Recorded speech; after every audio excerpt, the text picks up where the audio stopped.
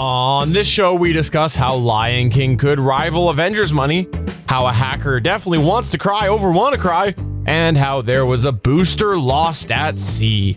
We'll also discuss how Google and Amazon are kissing and making up, and we'll do our last installment of Recasting Fox. Will last for now. This and more in this week's show. I'm David S. Dawson from the Intellectual Podcast, a show that spotlights creatives from all walks of life. Part of the Gonna Geek Network, just like the show you're checking out now. Shows on the network are individually owned, and opinions expressed may not reflect others. Find other incredibly geeky shows at GonnaGeekNetwork.com. This is the official GonnaGeek.com show. Here we're a bunch of geeks talking about geeky things. Each week, we run down the latest news and happenings in the world of geek. These are your hosts for the show, Steven. But what if I'm in the mood for a T-Swift story? Chris. I've heard the X is going to give it to you. And SP. That's how we roll on Gonna Geek on Monday night. We get crazy! Gonna Geek Productions presents the official GonnaGeek.com show.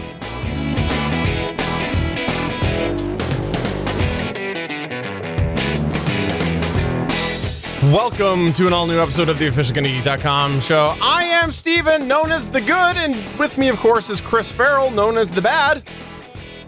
Yes, I'm evil.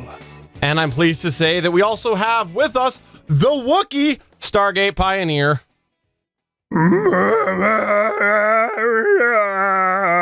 What is that, a dead Yoda? Like, come on. Mock me not, you will, Stephen. We are here with another edition of the official GonnaGeek.com show. If you didn't know this, we actually usually record this live on Mondays. And for the next little while until about the summertime, we're going to be recording it, generally speaking, a couple hours early. Yes, that's right. We usually record it at 8:45 p.m. Eastern time, but we'll be recording it 2 hours earlier, 6:45 p.m. Eastern. But occasionally we'll have weeks like this where we'll be able to go at the usual time with the usual full format, and that's what we got going on this week. So we're pleased to say we have the third and I think final installment of the Recasting Fox saga that Chris Farrell started a while back. And for those of you that missed it 2 weeks ago, we had none other than John Bubb, aka Suncast from GFQ Network on, and he had some amazing picks, and he did submit some picks to us for this week that we'll go ahead and read out as we go through. We're looking forward to that. But before we get to the news, I want to mention to everybody, we're part of the Gonna Geek Network. If you've not checked out the Gonna Geek Network, you really should. The Gonna Geek Network has a bunch of amazing geeky content on it and some awesome podcasts. So if you want to go check that out, it's GonnaGeekNetwork.com. We hopefully have something to tickle your fancy. And if not, I heard that Chris Farrell will personally tickle your fancy. Sure, why not? If it gets clicks, why not? I'll do it.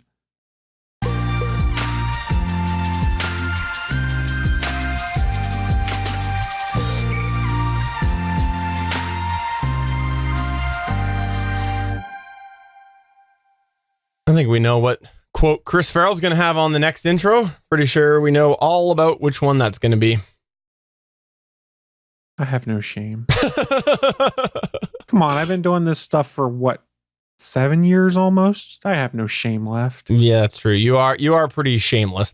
But moving on to the actual news here, you wanted to talk a little bit about how the Lion King, well, maybe we should just say how it feels good to be Lion King. No. No? I'm afraid you're going to break out in a song and dance, so I'm just not going to allow it. Oh, just can't.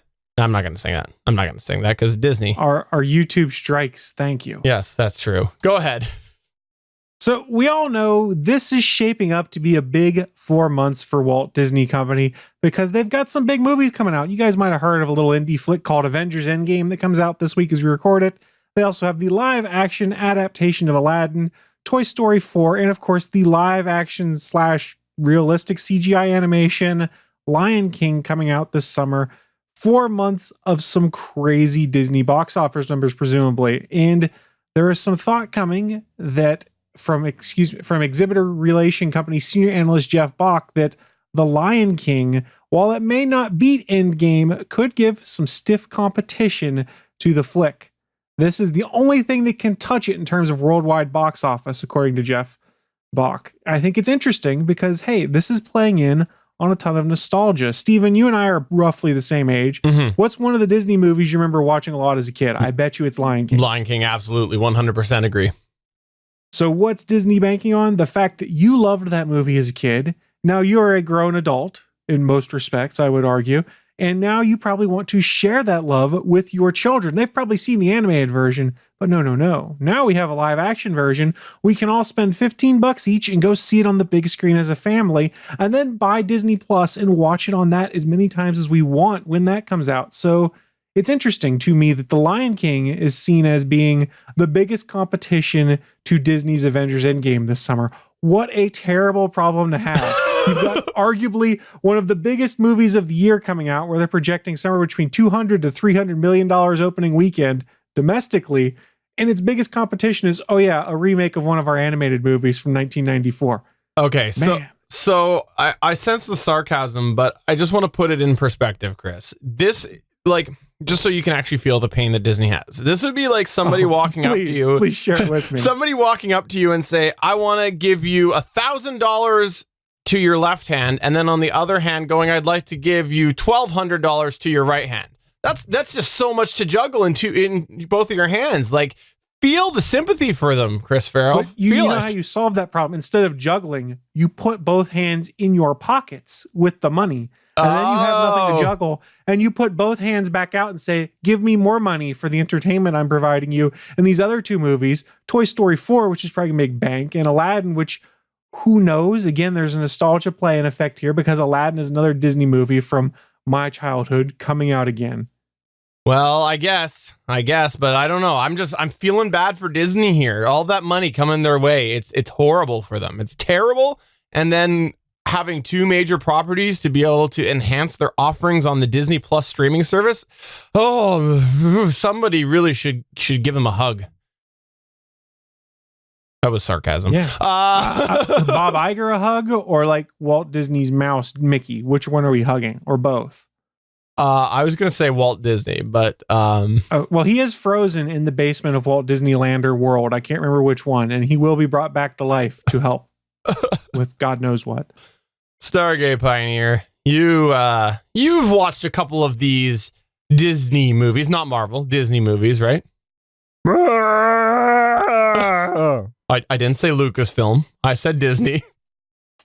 10,000 years will give you such a crick in the neck.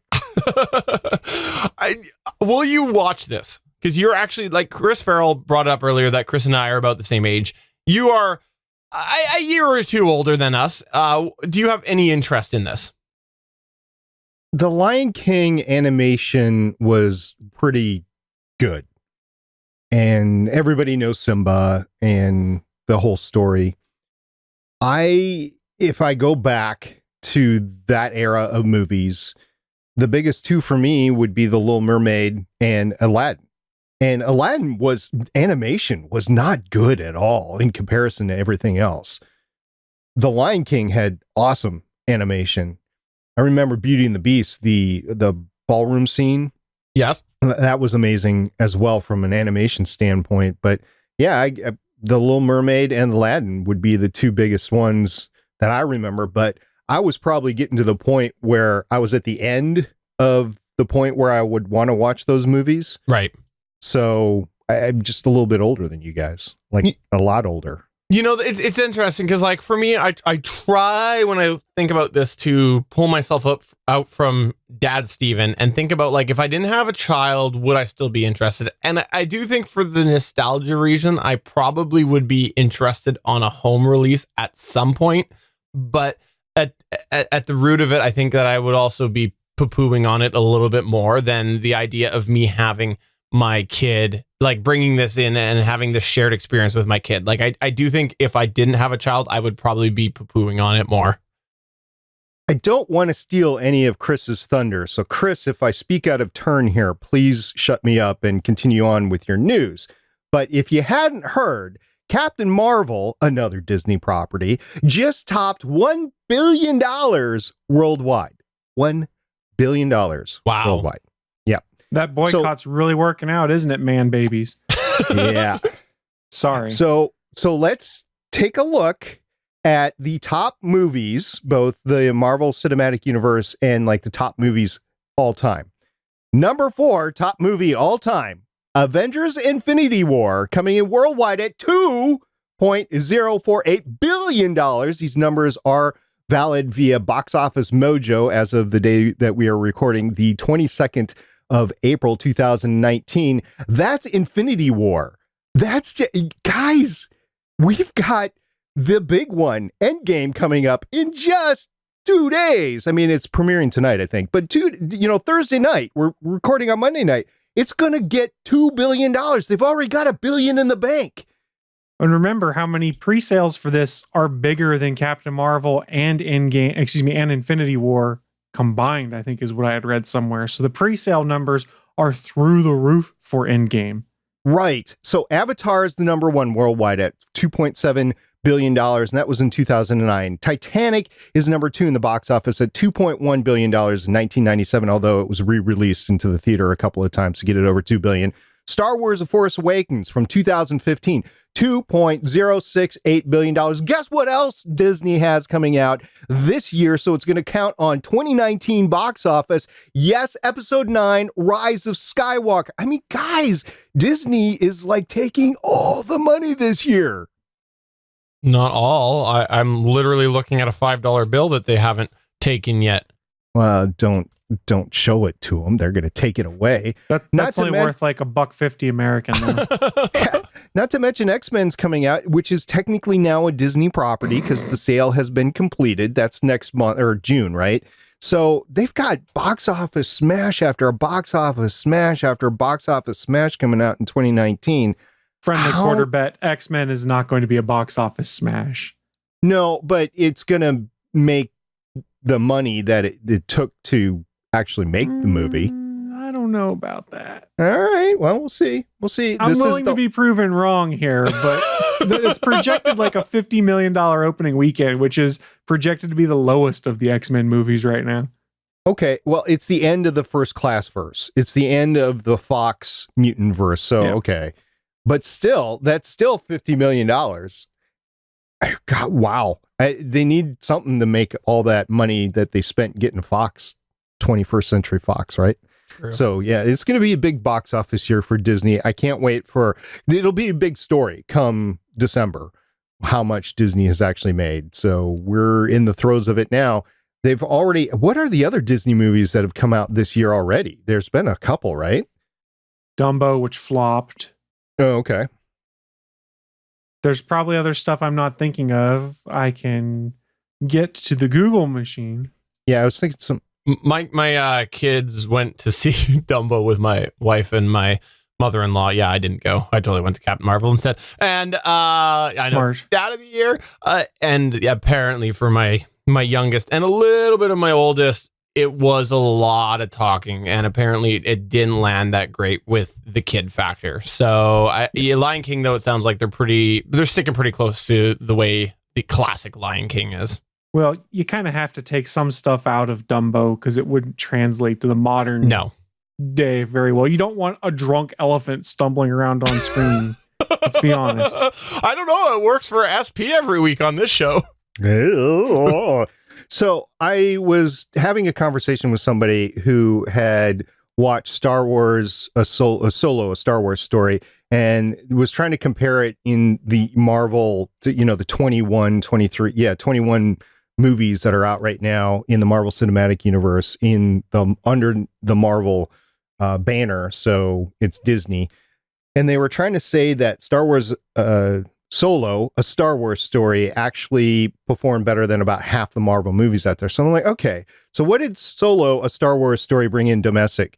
$213 million. It's not shabby. It's not bad. They made the money back that they actually cost to make the movie. So $213 million. So then I go over to the list of Marvel Cinematic Universe movies, expecting it to be like in the middle. So the lowest one was The Incredible Hulk at 134.8 million. Then Captain America, The First Avenger at 176 million. Ant-Man at 180 million. We're getting close. Thor at 181 million. Thor The Dark World at 206 million. And then Ant-Man and the Wasp at 216 million. So it is only better than 5 of the movies. So it's not middle of the pack. It's 5 of the movies. And that's why a lot of people say Solo Star Wars story flopped. It didn't do as good as a lot of those Marvel movies. But anyway, I digress. Well, has it done as good as we've done for this show? Because I heard that we've made tons of money. I'm a box office draw. Everybody comes to see me. I'm like the Robert Downey Jr. of podcasting, guys. You're just like Robert Downey Jr. Like, you know, the mental image of me or of you that I have in my head when I'm falling asleep every single night. Steven, I'm better because I'm the Green Ranger of podcasting. Well, moving on to the next news point here, hard left turn here. We're going to talk a little bit about a story that we've previously talked about in the past, kind of, sort of. Well, this is because there was a cybersecurity expert who has pled guilty to creating malware. And you're like, what? Cybersecurity expert? Yes! There was a Marcus Hutchins, which you will get to in a little minute. He ended up pleading guilty to creating some malware, and this came because he was arrested on U.S. soil. Now, the interesting thing about this whole arrest was that he was the guy that was responsible for finding the hole, the flaw, within the WannaCry ransomware that hit the internet back, 2 years ago, I think it was, in 2017. I don't know if you remember that. We talked about it on this show here. There was this ransomware that spread very, very quickly in May of 2017, and the initial outbreak lasted about 4 days and affected over 300,000 computers worldwide. But the reason that it was stopped so quickly was because one individual found that there was a kill switch built into this malware that essentially incorporated a domain name, and he was able to go and register the domain name, thus activating the kill switch. Turned out that it was this Marcus Hutchins, who also went by the pen name Malware Tech or Malware Tech Blog. Now, what happened, how we get to the arrest here, was he was actually invited in August of 2017 to a hacker fest in Vegas. I forget what the name of it was, but one of those, you get a bunch of hackers together sort of thing.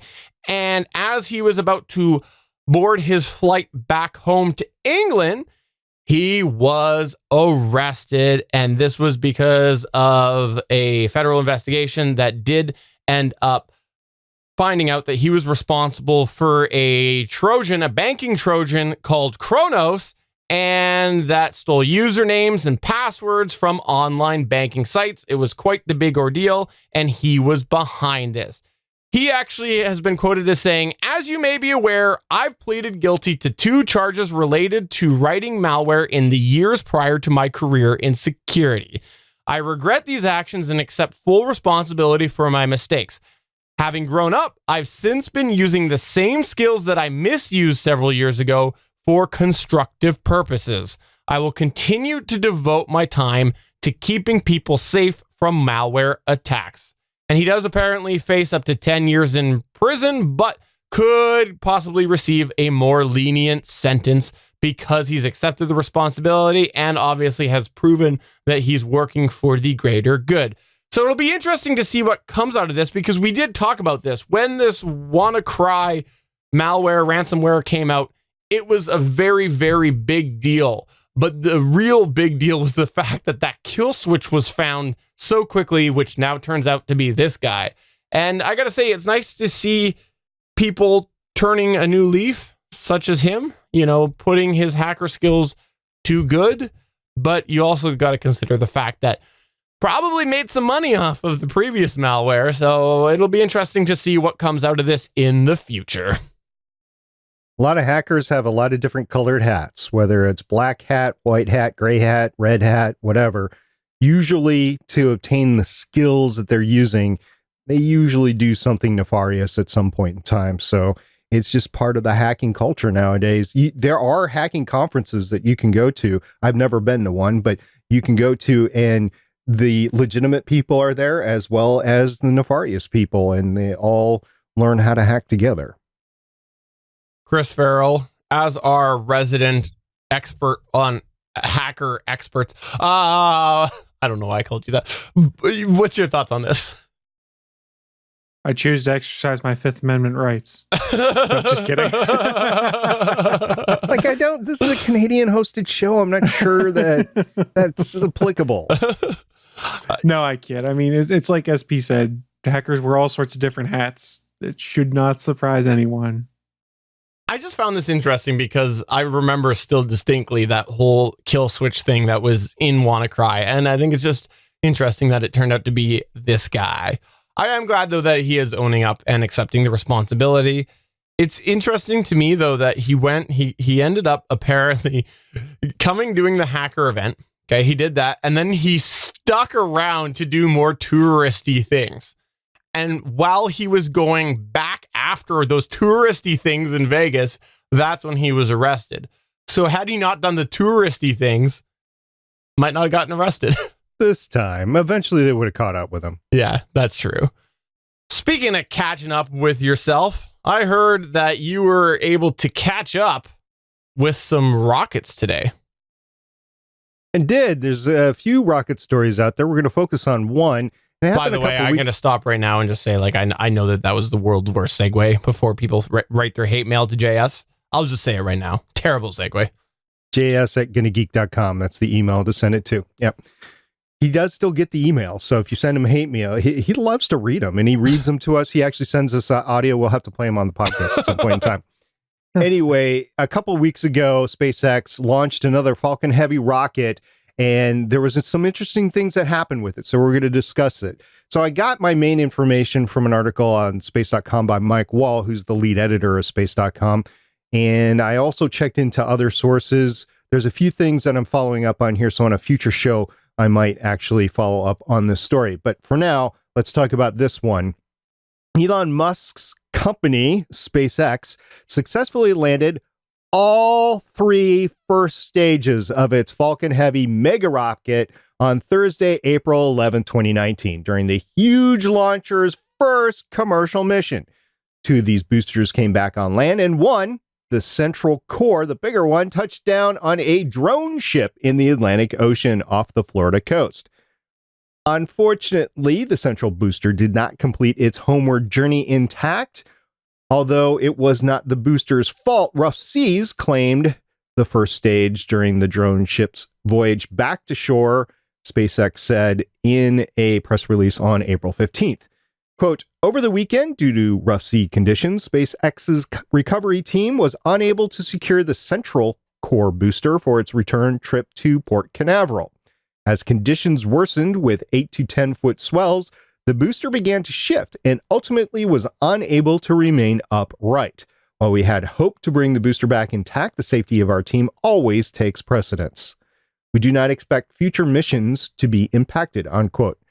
SpaceX, in the meantime, also recovered both halves of the Heavy's payload fairing during Thursday's mission, securing hardware that costs $6 million. The company plans to reuse the fairing and the two side boosters that touched down on terra firma that day. There is no news, and this is what I want to follow up on how those fairing pieces were recovered. Because as you remember, they had that ship that was going around with that big net that was supposed to catch it. I don't think that's how they recovered the fairing. I think it actually fell in the ocean and they recovered it that way. But I will see for sure. They might have actually caught it, and they just didn't tell anybody in this press release. There has not been another press release on this. This is a big success, guys. They recovered the 3 core boosters off the Falcon Heavy. That's awesome. But, when I saw someone. I actually have this group chat that has a couple of people, and most of them are podcasters. And one guy was super excited about this, and then another guy was just like coming in and it was all negative. It was bursting his bubble. It was like, oh yeah, but they sure failed in this regard. So it was like, yeah, no, I think it's great that you're highlighting the successes, and here we're just celebrating the successes rather than looking at the negative side of the coin. So great job, SP. Thanks for bringing the positivity. Yeah, you bet. I mean, when you're talking about the economics of the situation, of course, you do want to actually recover all three boosters. In this case, they just didn't have one. There's no news on what exactly failed because they have had rough seas before with the boosters and they've been able to secure them. So I'm not sure what went wrong with this time. Also, they did have a failure over the weekend, and I will be talking about that in the future. The Crew Dragon capsule, which was the same capsule that went up to the International Space Station a couple of weeks ago. It was on top of a booster and it was undergoing tests to test to ultimately lead up to a live test of the recovery and abort stage. Remember when we talked about the Soyuz recovery system that was implemented late last year during the launch? They are making another one for this, and Boeing is making another one for its capsule as well. Well, they were testing it on the launch pad, getting ready for the active test, and something went wrong. I have no idea what went wrong at this point. They're not saying. They are investigating it at the moment, which is probably why they're not saying anything.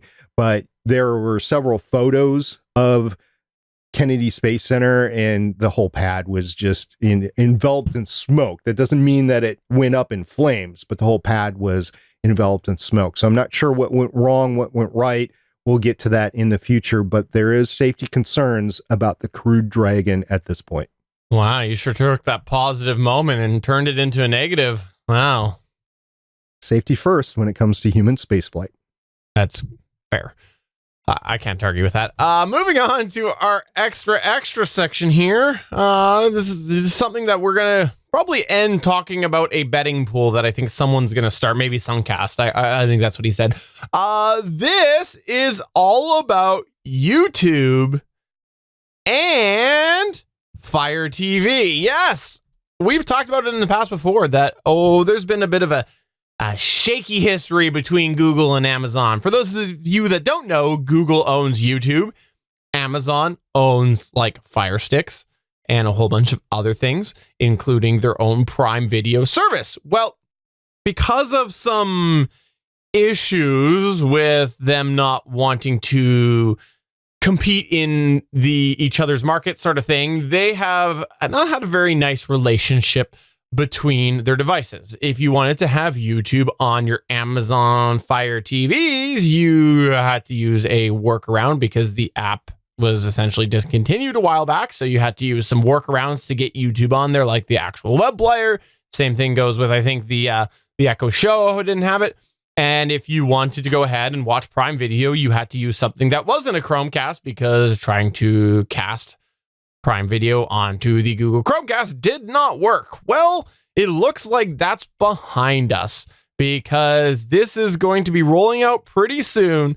Apparently, yes, Fire TV will actually have a proper YouTube app on it soon. And furthermore, Prime Video will be able to be natively Chromecast to Chromecast. So this is all good news for that cross-pollination, which of course leads us to that bet that I mentioned at the beginning, which again, it's at Suncast with a K. I think he's responsible for this on Twitter. When's it going to fall apart? It's a matter of time.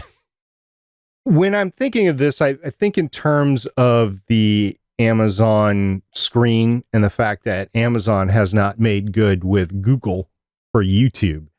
And I think everybody else is fine playing with each other, including Apple now, because they just realize that people get stuck in architectures. And if they get stuck in an architecture like Roku, then you have Prime Video, you have Netflix, you have all these apps available. So if you don't give your app available on your hardware or whatever hardware the person is using, then people aren't going to be using the service.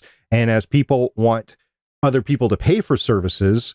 They want their stuff available all over the place. So that's what these companies are banking on, is the fact that whatever they have to give up is less than the subscription money that's going to be coming their way soon. Yeah, and that's why I'm happy to see that it's finally getting patched over for now. Chris Farrell, I think you were actually the one that first told us when this app got pulled from Fire TV way back when. Oh yeah, it was blatantly anti-consumer back then, because the only people getting hurt in this dispute were people who had bought into that ecosystem and are like, oh, now I can't watch YouTube, or I can't access movies I bought through YouTube.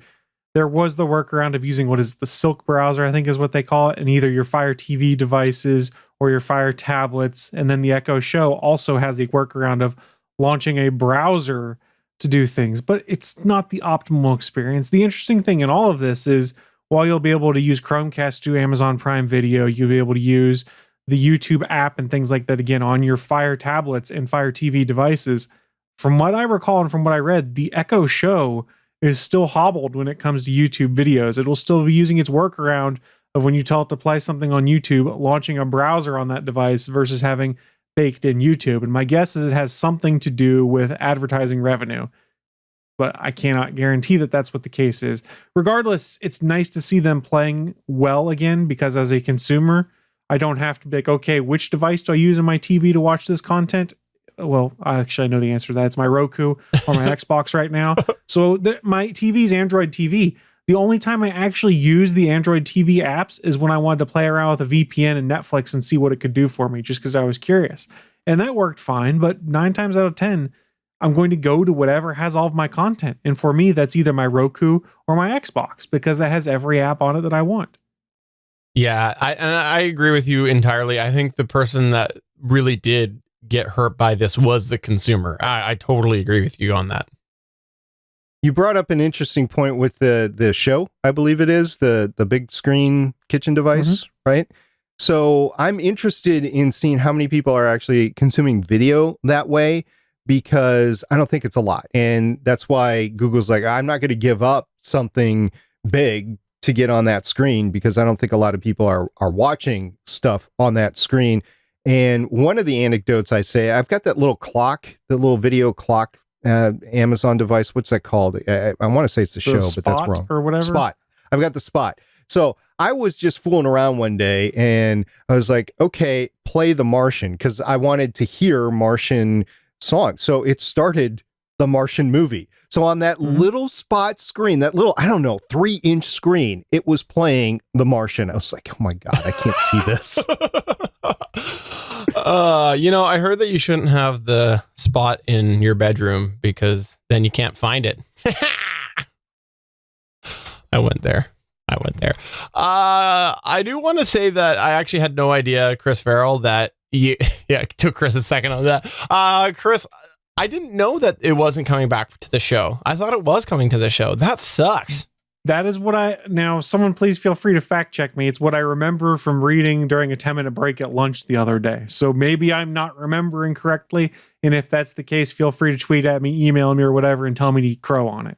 I will happily do so next week's episode. I never, and it didn't occur to me because they're both Amazon products, but it does make sense because they are different, right? Like they are sort of two different classes of Amazon products. So yeah, that's a good point. I never thought of that. That'll be interesting to see. However, with that said, it's also worth considering that I guess they both do end up integrating to your Alexa account. So because they're both, I said it. You're in trouble. But they do both show up in the account, right? So maybe they are closer tied than I thought. I don't know. You've got me wondering. Chris Farrell. But let's go ahead and move on to our featured segment that we've got today, which is the final edition, I think, of Recasting Fox.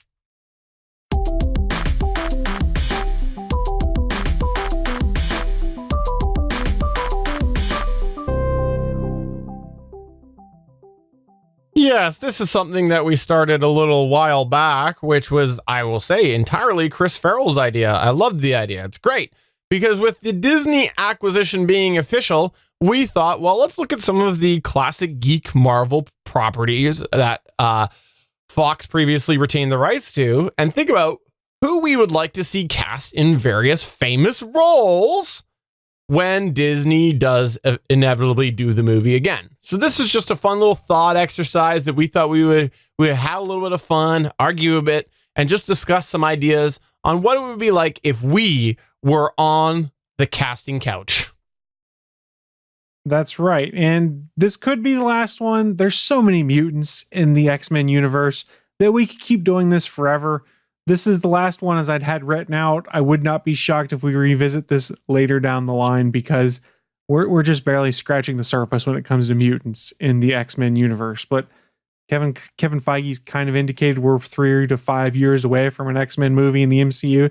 So we've got a lot of time to kick this around, get feedback, and come up with ideas of who we'd want to see in what roles. So guys, this is a lot of show content for us. So do me a favor, if there are things you want us to recast mutant-wise after this, tweet them to me at the Chris Farrell.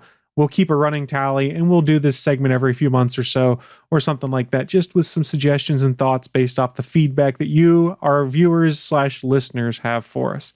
That being said, we do have 3 mutants to discuss this week. Why is it only 3? Because we keep debating amongst ourselves. So doing 3 is about all we can do anymore at this point in time.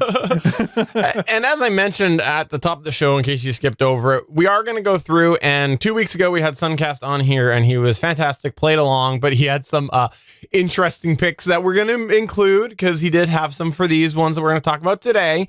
And we'll make sure we save them for last so that you actually can pay attention to what else we're saying, because if we put them up first, you're just going to be laughing.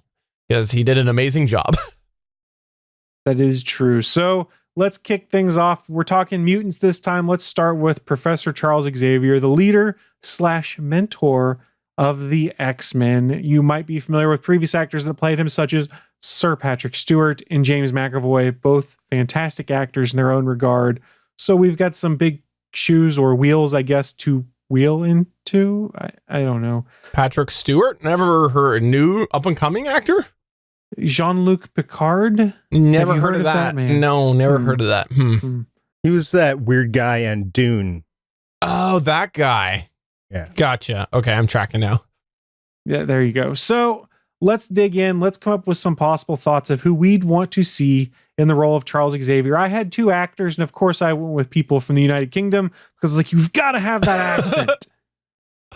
Fair enough. Not that people can't put on convincing accents, but let's continue. Well, yes, just like Hugh Laurie did for how many years as Dr. Gregory House, very British man being American. It's possible to go the other way around. But the actors I had selected, let's talk first. You might know him currently as Bond, James Bond. I thought it'd be very interesting to see Daniel Craig in this role. I don't think he would ever do it because he talks about how miserable he is doing the franchise of James Bond from time to time. I doubt he'd want to sign a deal to do multiple movies with Marvel/Disney to be Charles Xavier, but I think it would be interesting. He's not my number 1 pick, however. My number 1 pick is Obi-Wan Kenobi himself, Ewan McGregor. I think he is a fantastic actor.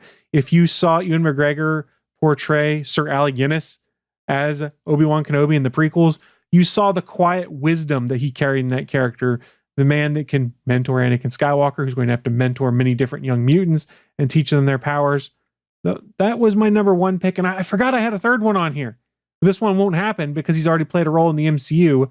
Ben Kingsley. We know him as the Mandarin, but the dude has incredible range, and I think would be an interesting fit to play that that Charles Xavier role. But my number 1 pick, Ewan McGregor. I want this to happen. I want Ewan McGregor in the MCU somewhere. He is a phenomenal actor. I do want to say that I think that you were a little bit wrong with your first pick. I just think that he's too old, because we're gonna assume they're gonna go younger. Just because you see what why they did. would you assume why that? would they do that? You're in an established MCU universe. You might have to go older to compensate for the 10, 11 years and more now, because it's going to be like 13 or 14 before you see him on screen that the MCU has been around. Exactly. And that's my reason why, is because if you look at what happened with Robert Downey Jr., he was basically the one responsible for killing the Iron Man series. And that was because of his age, largely cited. He was the one that said, nah, I don't want to do it. I don't want to do the series anymore. He was the one that basically declined. And it's because he's getting older. And why would you go ahead and start something that is looking 10, 15 years out with older people right now. Daniel Craig, was he 50?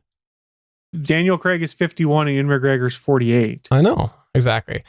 But if you're talking Charles Xavier, who's the leader and mentor, who is not necessarily going out in the field, but has helped establish the X-Men and that is led by a team of, say, mid-20 to early 30-year-old actors, it would make sense age-wise. I disagree, but I did follow your path, and with my picks, I did sort of go in the same age bracket. But I do want to say that I think that it was a poor selection on your part. It was a poor selection on your part. Oh, you're fired. So you just shot yourself, Steven. Well, okay, maybe I went slightly. Maybe I went slightly younger. Go ahead though, Stargate Pioneer. Before we get to mine, you go ahead and share yours. I could be the only one of the three of us that's actually watched all of Legion so far. Legion is this series of mutants. It's on AMC, and it's been a phenomenon. It's very dark, which is weird for me to be watching something that dark, but it's been really well written. And in the third and final season, which will be airing, I believe, later this year, they actually cast Professor X as David's dad, and they cast it as Harry Lloyd. So Harry Lloyd will already have been playing Professor X. Now, I realize that you're talking TV to movie or whatever, but hey, why not? There's nothing that says it can't be done. Is Legion direct? Legion's not Marvel though, is it? Isn't it Fox? It's Fox TV still. I don't know if that was something they acquired in the acquisition. I have no idea. But even so, the whole idea behind this is that we're assuming Fox will dump it, because I'll go ahead and say that James McAvoy can go ahead and keep playing if we're gonna play the It's Okay to Have a Fox Person game. Well, here's the problem if you want McAvoy, is that the only way those guys keep working together is if they're all on board. That's what happened with this one. So it still had to be Jennifer Lawrence, McAvoy, Fassbender, and who's the guy who plays Beast? Nicholas Hoult or something like that? Right. They were a package deal.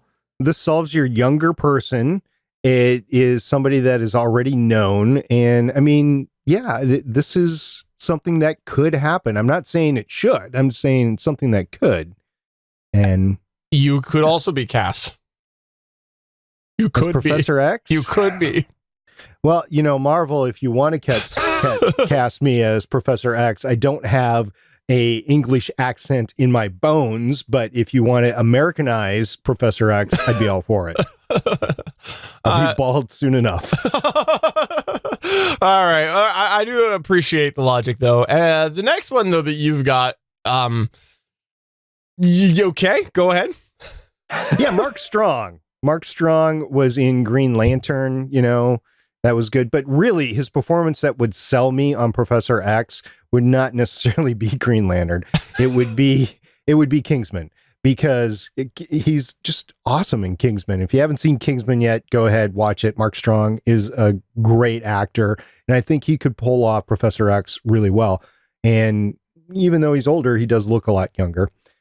And then my third pick, by the way, that I just threw in the document, since you were talking about people with accents, I think Andrew Lincoln, who I have not been able to find a bald picture of, but Andrew Lincoln could also pull off Professor X. We might have to come back with that discussion in a moment. We'll come back in a moment on that one there. In my picks, I've got a couple of weird ones here that people are going to go, what? And first one is Ben McKenzie. I'll go ahead and throw that one out there. He plays James Gordon on Gotham. Yes, we would need the accent. I totally agree. You need a convincing accent. That is very important. The reason I actually put this in there is because I think it's worth considering that Charles Xavier is not a one-note character. He's really not. He's a very dynamic character, and I do think that seeing the way that Ben McKenzie's played James Gordon sort of evolve over the history that we've seen in Gotham, he's gone from like this sort of upbeat, like we can get it done type cop to, oh wait, this is Gotham, Gotham sucks sort of thing. Like he's got a pretty good resume. I'd have to see him bald though, of course. And of course the accent. The next one that I have here actually came to mind because I think he could do it. I think he could do it, and it's Simon Pegg. Now, we've had Simon Pegg. He generally doing more upbeat stuff, but he recently said that he wants to start doing less funny stuff. He wants to do more serious stuff. And I'd be interested to see him try to tackle this. I think it'd be interesting to see.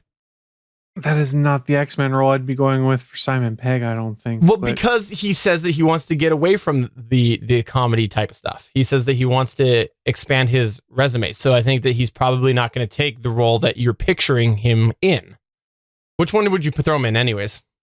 I don't know off the top of my head right now, but he's older too. That's the problem. Yeah. Because I'd throw him in as somebody like Iceman or something like that, but he's too old for that character at this point.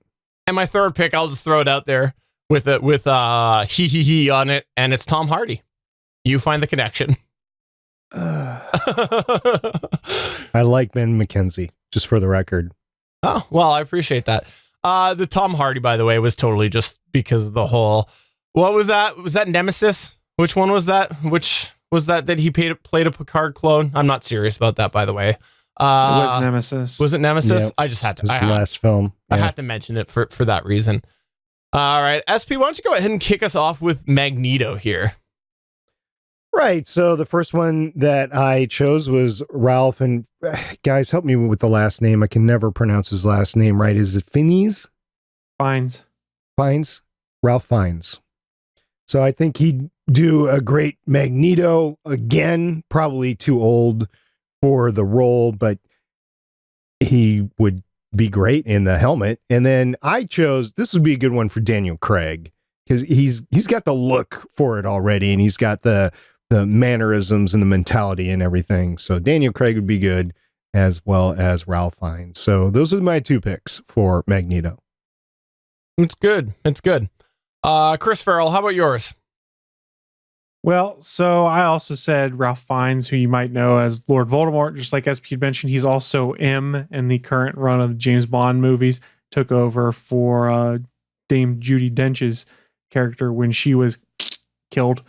So that was one of my thoughts. The other one I had, just because this guy is super method, and I think he's a good actor, I thought Andrew Lincoln could be interesting to have here as Magneto, because it gives him a chance to play the character with gravitas, but also slightly unhinged at times when he becomes less rational. I just think it'd be interesting. We've seen him pull off Rick Grimes being crazy, but still sympathetic, and you kind of understand where he's coming from, which is kind of what you need with Magneto. He's the enemy, but at the same time, you do feel a bit sympathetic for his plight and understand where he's coming from time to time. So Andrew Lincoln, I think, would be an interesting pick. All right. For my picks here, what I had was, first off, I'll go ahead and say Jeffrey Dean Morgan. I think I would like to see Jeffrey Dean Morgan, because Magneto's got a certain charisma to him, how he operates. And we've seen that. We've seen Jeffrey Dean Morgan do a couple of different sort of roles. And, even actually on the most, you're shaking your head no, but if you think about like what he's done, like he has had a dark sort of role. He has had a more positive role. Like he's been all over the place, like in his acting history. So I do think that he would be able to fit into Magneto. And I will use my second pick to say that I actually agree more with SP, that Daniel Craig would be better with Magneto. And I will use my third pick to say that I believe that Andrew Lincoln would be a better not in this role. Man, I think Suncast's pick for Magneto is better than your Jeffrey Dean Morgan one. Wow. Ooh, I don't know about that, but okay. Well, I just don't think it's the right role for Jeffrey Dean Morgan. I think Jeffrey Dean Morgan is awesome, but I don't think Magneto is the right role for him. Well, this coming from the guy who said Daniel Craig should be Charles Xavier. So Yes, because I thought it'd be interesting. yeah. And for those that don't know, Suncast pick was Marvin the Martian Oh, for Magneto, because they both have awesome helmets. It makes sense. Think of Marvin's helmet and Magneto's helmet. He's on the right path here. I was going to do Suncast at the end, but let's just go ahead and backfill him. Oh, sorry. Go ahead and backfill him right now. Backfill him on the other. So Suncast picks for Charles Xavier were Spike the Bulldog from Tom and Jerry and Elmer Fudd. And Elmer Fudd as Xavier would be hilarious in like a Mad Magazine style kind of parody. I will give him that. Hell I of a think lot it might better than actually Daniel work. Craig. Yeah. Woo! Shots fired, man. Why are you so salty? I agree with Steven on this. Elmer Fudd would make a good Xavier, better than Daniel Craig. Oh, wow. All right. And what was his second pick that he had for Magneto? Didn't he have another one there? No, he didn't. All right, I'll move on. All right. And the last one that we've got here is going to be a hard one for, I want to say, it's going to be a hard one to recast. And it would have been even if the rights were still with Fox. And this is Wolverine, because let's be honest, Hugh Jackman has rocked it. Like, he has done such a good job. This is a really hard one. And I suspect that none of ours will be anywhere near close, because I think they're going to go pretty outside the box when they do decide to recast Wolverine. But I agree. it's a fun exercise. Chris Farrell, kick us off. So we're talking Wolverine, portrayed in all of the movies by, oh, holy crap, I had a brain fart there. I said Hugh Jackman. Hugh Jackman. Good Lord, what happened to me right there? Dude. Wow. This is a point that I'd usually, just so you know, those of you who listen and watch afterwards and don't watch us live, this is a point that usually I would say, Chris, take that again so I can edit that out. But I'm not going to. I am not going to. That's staying in. Leave it in. What happened right there? Man, cut a corner off my nerd card or whatever. I lost nerd cred right there. I apologize. You're losing a lot since you're getting married in a couple of weeks. So yeah. What does that lose? We're going to Universal for our honeymoon. That's pretty high nerd cred. I don't know. You'll find out later when you get married. Continue. Right. So let's talk possible actors to take on Hugh Jackman's role as Wolverine. I struggled with this one. I struggled a lot. I have two names. I like one slightly more than the other, but I don't know that either of them are going to happen. The first one I went with was Charlie Hunnam. You might know him as Jax Teller from Sons of Anarchy. He was also one of the lead characters in the first, what is the Guillermo del Toro movie with the kaiju monsters? Pacific Rim. Yeah. He was also one of the male lead actors in that. He's got interesting range. He's closer to the actual build of what you need Wolverine to be. That being said, I don't think it really matters, because Hugh Jackman's like 6'3", and he's playing Wolverine when Wolverine's supposed to be 5'3". So I don't think height really matters or anything like that. But he's a good actor. And if you've seen his portrayal of Jax, who goes from tortured bad guy to tortured good guy to always wanting to do right by his family, but not always making the right choices to do it, it kind of fits with what you'd see as Wolverine. My other choice, this guy's going to be out of a job after 15 years on the job. Jensen Ackles, who you might know from Supernatural. He also had a 1-season run in Smallville. I think he'd be interesting in the role. He's got the gruff persona he can portray it as, and I think he's got an interesting voice to be able to pull off the Logan growly voice, for lack of a better term. I don't know. I'm not 100% sold on either of these. I have no idea who to do Wolverine as. Those are just the two names that came to mind. Yeah, it is a tough one. I agree. It is a tough one. SP, let's go ahead and talk about yours. And I think it's important that you also, while you say your first pick, you describe the picture that you have provided to us here in our private internal doc, because nobody's going to be able to see it on the audio side of things. I might try to get it set up for the video viewer, but we'll see. Right. Well, the first one, I was thinking, who is experienced in playing a lot of characters out there, good and bad, that has a lot of range, that's been in a lot of blockbusters, that could really come in and do the character justice after Hugh Jackman has done the character for so well for so long. And I went with the one, the only, and really the only actor that we have depicted as a dummy in the doc here. Matt Damon. So the picture, of course, with Matt Damon, there is a picture of Matt Damon, but it's side by side with his puppet from Team America Vision as well. Yeah. I'll just go ahead right now and say that it's an interesting choice, but I personally think that it would have to be the puppet version. I think without the puppet version, you're just out in left field. So you need someone whose mutant power is to turn someone into puppets, like they did in an episode of Angel, and then you could do it. Exactly. Why not? I think it'd be great. I like it. Yeah. Actually, my next pick is someone that I really think could pull it off, and I don't think it's somebody that either of you two knows, because unless you've watched Vikings on history, you do not know who Travis Fimmel is, and he would be amazing as Wolverine. Maybe a little bit old, but he could pull it off better than probably anybody out there. So Travis would be my pick for Wolverine. It's an interesting pick. I've seen him a few times, vaguely familiar with him, but I'm looking at a picture of him and I could visualize it. Yeah, I mean, he's got the look for it. Yeah, not only does he have the look, but he's got the acting chops for it. He's really a Class A actor. He's been very sought after his role on the Vikings on the History Channel. It kind of ended, although he does come back from time to time for, I don't know if you want to call it time dilation or visions or whatever, but he does an amazing job on everything that I've seen him in. And then, of course, this pick, it was everywhere on the internet, so I thought I might as well mention it. Matter of fact, he mentioned it in jest, but we have to talk about it. Daniel Radcliffe. Wait, this was a joke? Yeah, he did. He was on a panel at some convention or something, and they were talking about, I think somebody asked him, so if you were going to be in the Marvel Universe or whatever, who would you be? And he jokingly said, I'll be Wolverine. I could do it. But it was just a joke. He was like, Hugh's doing such a great job. I could never fill in for you. I thought you were serious about this, and I was very much scratching my head. I literally was looking at this as I was making dinner tonight going, how? What? So, okay, thank you for the context on it.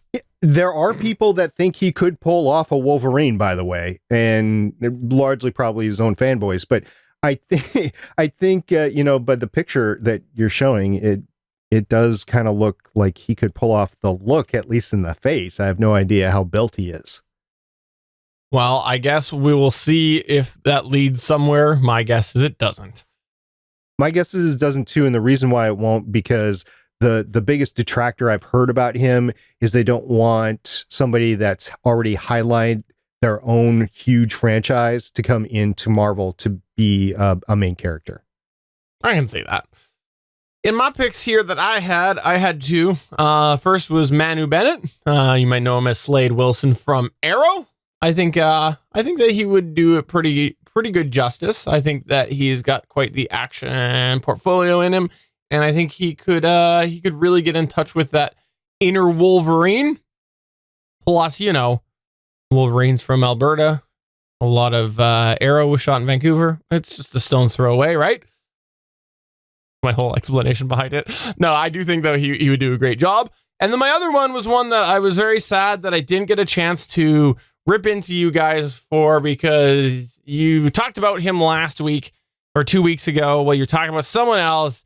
And if you're going to mention Keanu Reeves, it was definitely Wolverine. Wolverine was the role for Keanu Reeves if you're going to throw him into any of these. And it's just because, he's pretty much turned badass in recent flicks. And I think he'd do a great job. I think that Keanu Reeves would be for Wolverine if you were going to throw Keanu Reeves in any of these. With that said, I don't think that he should be in any of these picks. And I think you were misguided to put him in your picks 2 weeks ago. Wow. Tell us how you really feel, Steven. Jeez. Did somebody kill your dog? Wow. That was dark. That was dark. You don't get the reference, do you? No, I don't. I don't. Okay. I he kind hasn't of seen those movies. What movies? Yeah.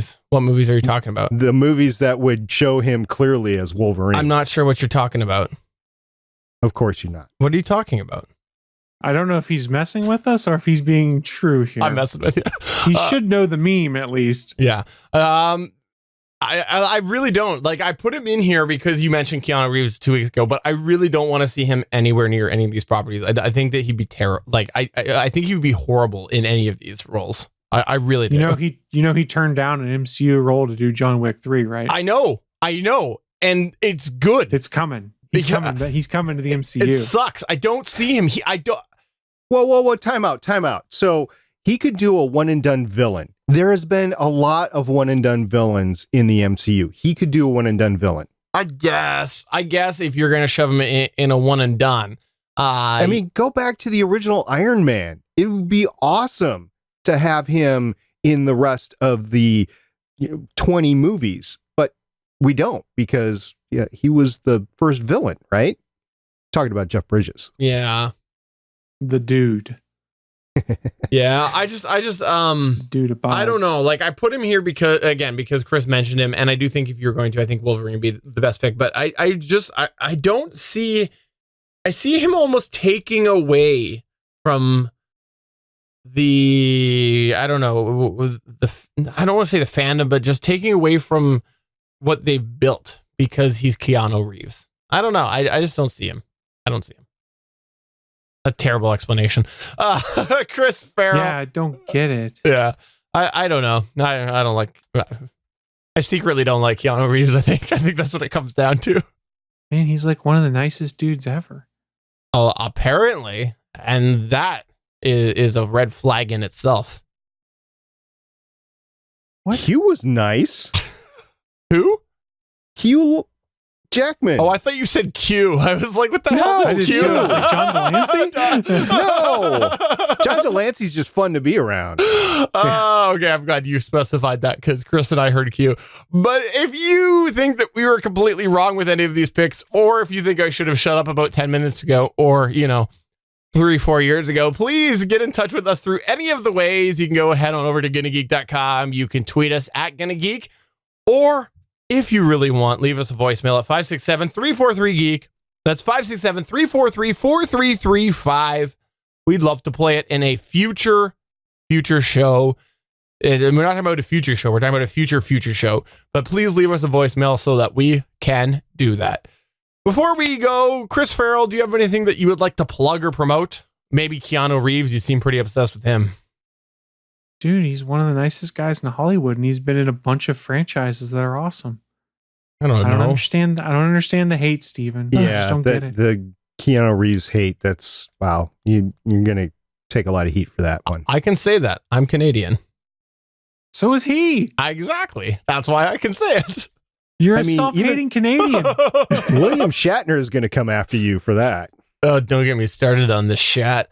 Chris Farrell, go ahead. So, friendly reminder, the Gonna Geek Show is obviously part of the Gonna Geek Network. There's a lot of stuff that streams live on there. So if you're on geeks.live right now, scroll down to the bottom of the page. Keep listening to me while you do that.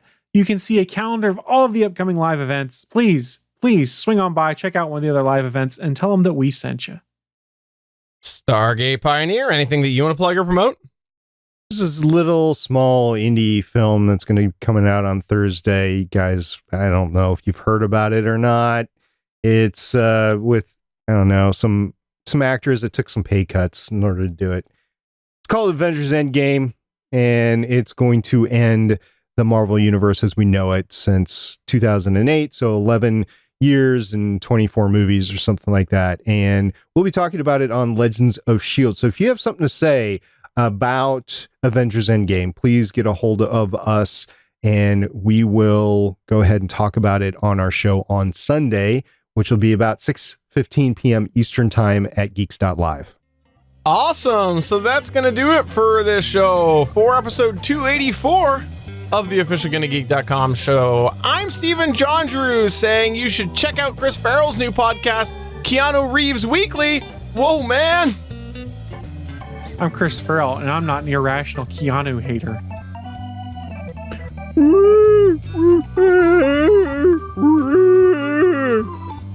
Seriously, The Matrix could have been just as good without him, if not better. What? Bye. Dude.